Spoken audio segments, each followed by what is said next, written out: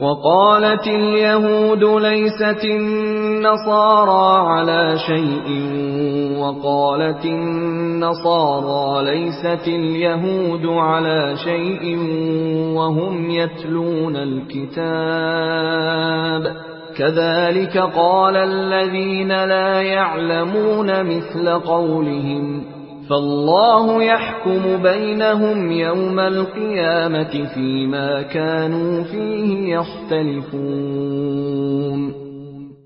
یهودیان گفتند مسیحیان بر چیزی نیستند و مسیحیان گفتند یهودیان بر چیزی نیستند، در حالی که آنان کتاب را می‌خوانند. همچنین کسانی که نمی‌دانند همانند آنان گفتند. پس خداوند روز قیامت در آنچه که در آن اختلاف داشتند میان آنان داوری می‌کند. ومن أظلم ممن منع مساجد الله أن يذكر فيها اسمه وسعى في خرابها أولئك ما كان لهم أن يدخلوها إلا خائفين لهم في الدنيا خزي ولهم في الآخرة عذاب عظيم. و کیست ستمکارتر از آن کس که مسجدهای خدا را باز داشت که در آن نام خدا برده شود و در ویرانی آنها کوشید؟ شایسته آنان نیست جز به حال ترس وارد این مساجد شوند. بهره آنان در دنیا خواری و رسوایی و در آخرت عذاب بزرگی است. ولله المشرق والمغرب فأينما تولوا فثم وجه الله إن الله واسع علیم. مشرق و مغرب از آن خداست، پس به هر سو رو کنید روی خدا آنجاست. همانا خداوند گشایشگر داناست. وقالوا اتخذ الله ولدا سبحانه بل له ما في السماوات والأرض كل له قانتون.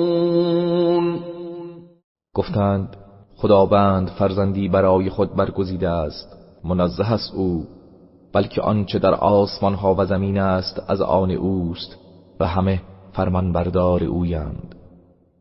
بدیع السماوات والأرض وإذا قضى أمرا فإنما يقول له كن فيكون. پدید آورنده آسمان ها و زمین است و چون به کاری اراده فرماید تنها به آن میگوید باش، پس می شود. وقال الذين لا يعلمون لولا يكلمنا الله أو تأتينا آية كذلك قال الذين من قبلهم مثل قولهم تشابهت قلوبهم قد بينا الآيات لقوم يوقنون.